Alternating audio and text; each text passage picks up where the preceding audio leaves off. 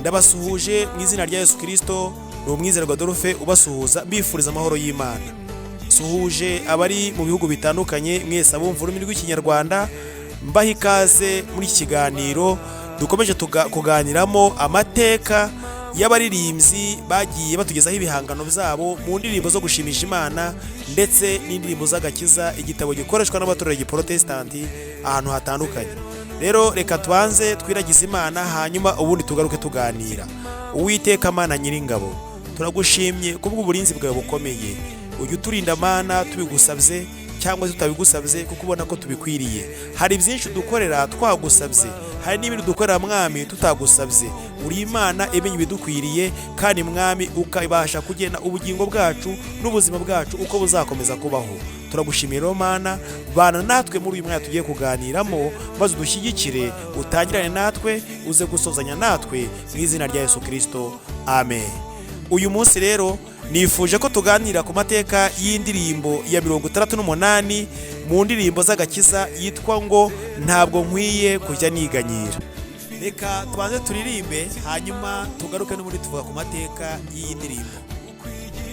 Ntabwo nkwiye kujya niganyira, nibaza uko ejo nzaba merewe, nzajya nibuka yuko ihoraho imenya ibyo byose uko bingana, ifite umutima w'urukundo kuko igintungisha ibinkwiriye, umunezero n'umubabaro byose abinzanira mama. Umunezero n'umubabaro byose abinzanira mama. Amba hafi ndetse buri munsi, kandi angerera ubuntu bukwiye, ajya anyikorerera imitwaro. Niwe data kandi niwe Mana, nguko uko ajya ntunga buri munsi, ajya ndamira muri byo byose, buri munsi azajyamo imbaraga. Iryo ni isezerano y'Imana. Buri munsi azajyamo imbaraga. Iryo ni isezerano y'Imana yanjye, Mana yanjye, komeza ujye umfasha, ngutaramire neza icyo umbwira, mpore nizeye ijambo wambwiye, sinkabure ku mbaraga zawe, no mu bikomeye biriho ubu, undamburira amaboko yawe, umpa imbaraga ku buntu bwawe, kugeza igihe uzaza kunjyana. Umpa imbaraga ku buntu bwawe, kugeza igihe uzaza kunjyana. Amen. Indirimbo igaragara n'ubundi mu rurimi rw'icyongereza yitwa Day by Day and with each passing moment. Niko yitwa umunsi ku wundi, ibihe byose uko bigenda bishira. Ndetse iri no mu rurimi rw'igifaransa, kuba yizi mu rurimi rw'igifaransa yitwa ngo jour après jour, nayo nuko. Hanyuma ikagaragara kandi no mu ndirimbo zigaragara mu gatabo kitwa nyimbo za wokovu, ni ya 46, yitwa ngo haifai kuyasumbukia mambo yatakayo kuwa kesho. Ntabwo nkwiye kujya niganyira ibizabejo, nicyo ubundi bishatse kuvuga. Rero iyi ndirimbo yanditswe n'umuhanzi witwa Caroline Wilhelmina Sanderberg, ariko mu mpine y'amazina ye bakunda kumenya cyane akunda kuvugwa yitwa Lina Sanderberg. Uyu Caroline Berg cyangwa se Lina Sanderberg yavukiye ahitwa Ifroderit muri Sweden mu gihugu cya Suwedi, ni ukuvuga mu gace ka Scandinavia, ku itariki ya 3 z'ukwezi kwa 10 mu 1832. Aza gutabaruka ku itariki ya 27 z'ukwezi kwa 7 mu 1903 afite imyaka 71. Uyu rero Sanderberg yatabarukiye ahitwa Stockholm mu gihugu cya Suwede, n'ubundi ni umurwa mukuru w'igihugu cya Suwedi muri kariya gace ka Scandinavia mu Burayi bw'Amajyaruguru. Caroline Bell isi umubyara yitwa Jonas Sander, yari umupasiteri mu itorero ry'Abaluteriyani. Hanyuma umubyeyi we yitwa mama we yitwa Frederica Ingristrand. Uwo niwe mama we, niwe n'ubundi abona ababyeyi be babiri bamubyaye. Hanyuma Caroline Sanderberg ntabwo yagize umugisha wo kwiga, ntabwo yaciye mu mashuri ayanga yasanzwe twita formal education. We yahuye n'icyo twita informal education. Ibi byatewe n'iki? Mu bwana bwe yaje kugira uburwayi bumutera paralize. Iyi paralize abaganga baravuye bageraho bamuheba, baravuga ngo uyu mwana ntabwo azakira. Barangije ababyeyi bamujyana mu rugo, amara igihe yiryamiye mu rugo, n'ubundi babona ko atazarwara iyi ndwara bita paralize. Iyi ni paralize parisiere, yafashe uruhande rumwe, ntabwo yafashe umubiri wose.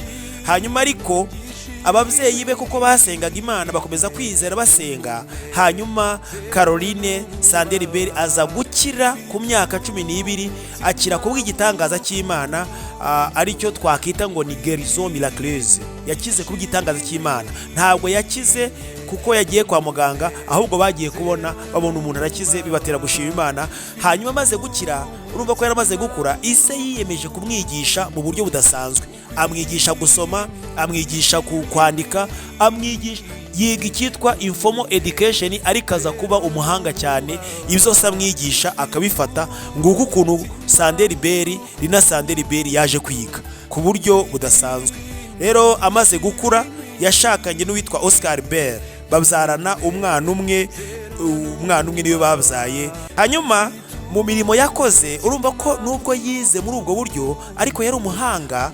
Hanyuma muri kwa kwiga kwe agira umuhati cyane mu kumenya byinshi, bituma avamo umwanditsi. Yaje kuba umwanditsi, yandika ibitabo pe, kandi yarigiye muri ubwo buryo bw'igitangaza. Urumva n'Imana yamwigishije, ariga rwose, agira aba umuhanzi mwiza, ahanga indirimbo nyinshi. Cyane cyane indirimbo yahanze ni indirimbo zo guhimbaza Imana, ndetse bivugwa ko yahanze indirimbo zirenga 650, harimo n'iyi ngiyi yaje kumenyekaniraho cyane.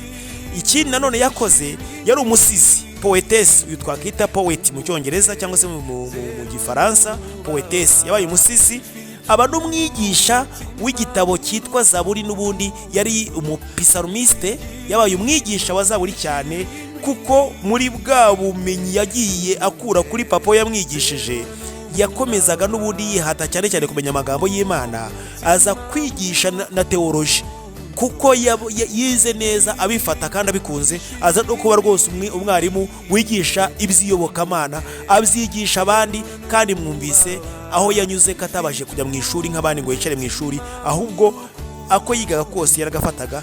Hanyuma aza kuba rero umwigisha wa Zaburi. Nuko Sanderberg urumva kubw'imirimo y'Imana ikora yagiye umuhanga cyane, kandi ariga pe, agera kure, yigisha n'abandi, arabafasha.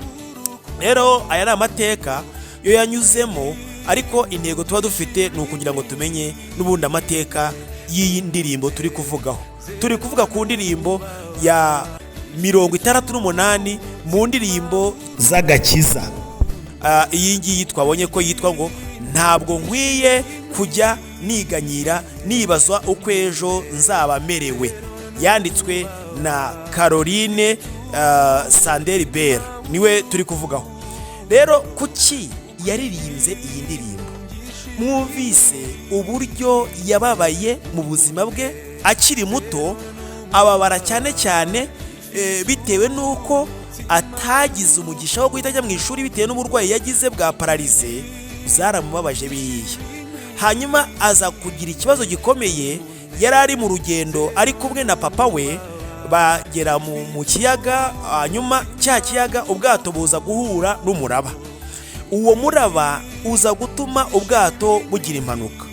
Iyo mpanuka rero niyo papa we yaguyemo. Hanyuma byari mu 1853, Caroline areba papa we apfa mu maso ye, atari bushobore kumukuramo.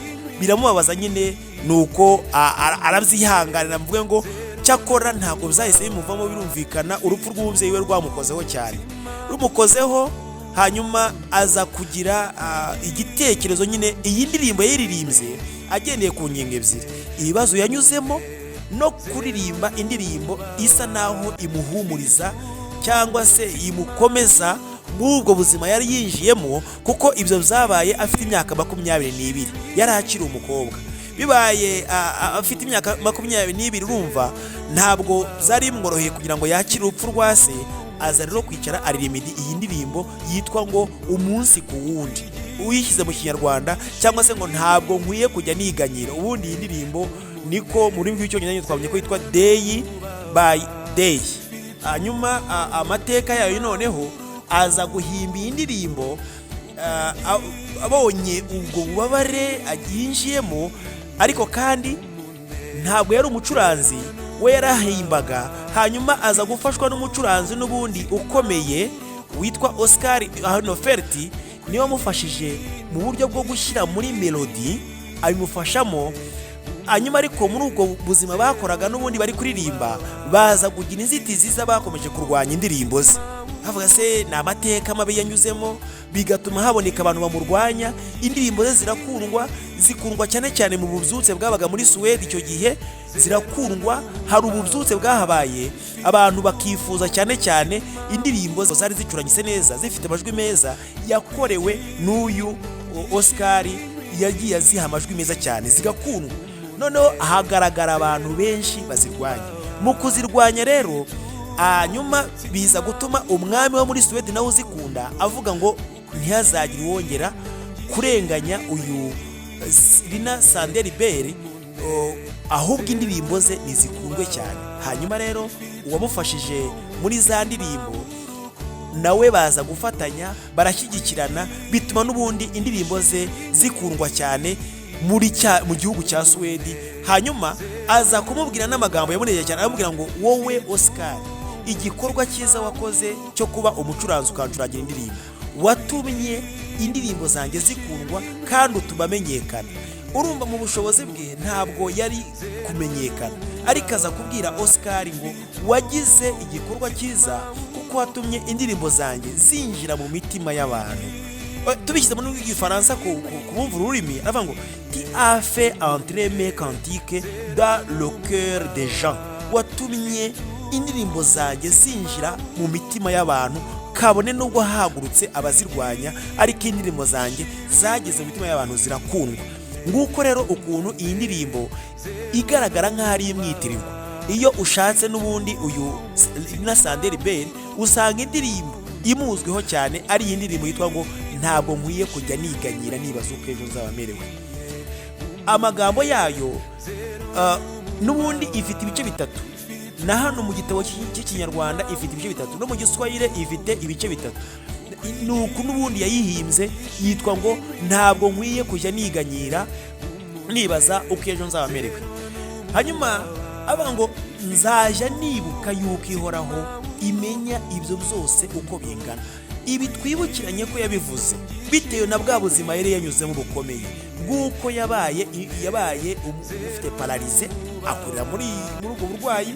Ku myaka 12 arakira, Imana iramutabara, ajya mu ishuri ariga. None yarebye ibitangaza Imana yamukoreye, kuba yarakize mu buryo bw'igitangaza, akaba yarize mu buryo bw'igitangaza, impano zikaguka. Aravuga ngo sinkwiye kujya niganyira, kabone nubwo yabonaga ko asigaye ari imfubyi, papa we yarapfuye abireba.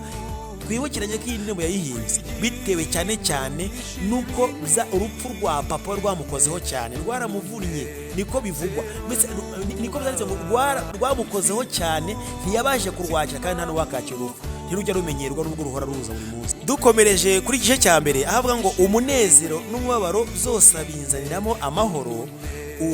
Yesu iyo tumaze kumwakira aduha umunezero, kandi umunezero ushobora no guturuka mu migisha twabonye. Rero kuba twarabonye imigisha ntabwo dukwiye kuburiramo amahoro, ahubwo dukomeza kunezerwa, tukomeza kumuhimbaza, bigaturuka mu mitima yacu. None iki nanone, niba duhuye n'imibabaro none, ntabwo twibagirwa ko byose dushobora kubona amahoro aturuka kuri Yesu. Buriya muri ibyo navuze ngo amahoro Yesu aha abantu be ntagira akagero, ntarondoreka. Iyo umuntu afite Kristo mu mutima we, icya mbere amuha amahoro atagira akagero, kuko niyo habaye ibibazo, nk'uko yahuye n'ikibazo agahura n'intambara, we yabonye ko nta handi yakura ibisubizo keretse gusa amahoro Yesu yamuhaye, akibuka yuko byose bituruka mu rukundo rw'Imana imufitiye, akavuga ngo n'ubundi ntawe utazapfa, n'ubundi ntawe utababara. Ariko muri ibi byose dukwiye kubona ko Kristo wenyine gusa ari we uduha amahoro kugira ngo tubeze gutuza. Arakomeza avuga ngo amba hafi ndetse buri munsi, kandi angerera ubuntu bukwiye, ndetse ngajya nyikorera imitwaro. Iyi mitwaro yavugaga nta yindi, ni ibibazo yari yahuye nabyo. Noneho arangije abona ko umubyeyi wagiye aravuga ngo niwe data kandi nawe Mana yanjye. Haleluya! Niwe data, niwe Mana, niwe unkunga buri munsi, nta bundi buryo nabaho nabufite. Ajya ndamira muri ibyo byose mpura nabyo buri munsi. Rero azajya ampa imbaraga buri munsi, uduha imbaraga.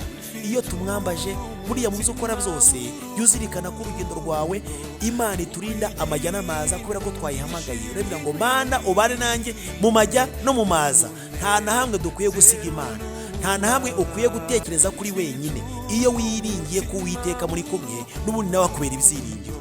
Rero asoza avuga ngo Mana yanjye komeza ujye umfasha ngo utaramire neza icyo umbwira, kandi mpore nizeye ijambo wambwiye yuko uzanjyana mu ijuru. Haleluya! Nyuma yabyo aravuga ngo nyuma y'ibi byose uzaza kunjyana, kabone nubwo nababaye, data akaba agiye, nkaba muna n'ibibazo, ariko nkwiye kugira ijambo ryo kwizera, nkagira umutima wanjye kwizera, ntegereje yuko uzaza kunjyana kugira ngo mbane nawe iteka ryose. Rero ntabwo dukwiye kwiganyira, nta mpamvu yo maganya. Nibwo Yesu yavuze muri Luka cyaho cya 12:25 avuga ngo ninde muri mwe wabasha kwiyunguraho umukono n'umwe abiheshejwe no kwiganyira. Icyo kibazo nawe wagisubiza. Amaganya ajyaza akadukuramo ibyiringiro. Iyo umuntu ashyize amaganya imbere, atwibagiza yuko dufite Kristo, ariko amaganya akwiye kujya inyuma, ahubwo ukamenya ko imbere hakwiye Kristo, ari we utuha amahoro yo mu mutima, kugira ngo atuvure n'imvune zo mu mutima. Dufite ibibazo byinshi duhura nabyo, nta n'umuntu waba adafite ibibazo, ariko ikibazo ni ukumenya ukuntu ukwiye kubivamo. Ibyo bibazo byose rero nta na kimwe cyananiye Yesu Kristo nk'umwami n'umukiza, kuko ari we uduha amahoro. Yavuga ngo amahoro aha abantu be ntagira akagero. Rero birakwiye ko wabaho mu buzima bwo gutunga, bwo kumva ufite Kristo nk'umwami n'umukiza, ukamwakira umutima wawe, nawe wamwakiriye ukajya umugiramo ibyiringiro. Uvuga ngo niwe wenyine gusa umpa amahoro buri munsi, hanyuma kandi ibibazo mpura nabyo niwe wenyine gusa wo kwiringira. Ntabwo rero dukwiye kujya twiganyira twibaza uko ejo tuzaba tumeze. Uyu mwene data atubera icyitegererezo. Ubuzima yanyuzemo bwo kubabara, ubuzima yanyuzemo bwo kurwara igihe kirekire agakira kubw'igitangaza, byamuteye ibyiringiro byo kumva ko ntago akwiye kujya yiganyira, ahubwo akwiye kubona ko amahoro abona yose aturuka ku Mana. Nawe rero uyu munsi iyi ndirimbo uko ivuga muri message, ngo ntabwo dukwiye kwibaza ngo ejo bizagenda gute. Ejo rega hazwi n'Uwiteka uturengera, ahubwo uhazi reka bariho twiringira, kuko Kristo ari uhazi, akaba ari we uzi ejo hazaza.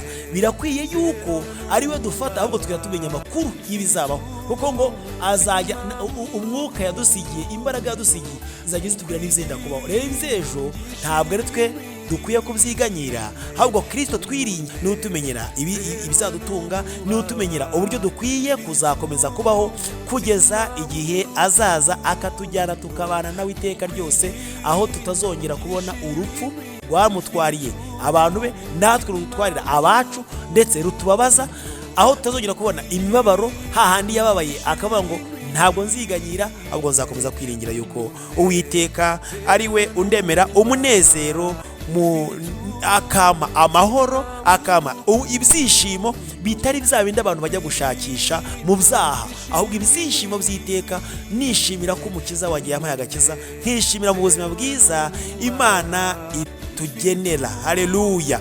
Rero Imana ibaho umugisha. Ntukiganyire, nta mpamvu na nkeya, nta mpamvu n'imwe dukwiye kwiganyira. nta kintu na kimwe ushobora gushyira imbere y'Imana ngo iyi ni impamvu intera kwiganyira, ngo ndabona naburana nawe, ntibishoboka. Ahubwo dukwiye kwiringira yuko Uwiteka ari umenya ibidukwiriye, ubundi tukamwikoreza amaganya yacu kuko yita kuri twe. Imana ibahe umugisha mu izina rya Yesu Kristo, amen.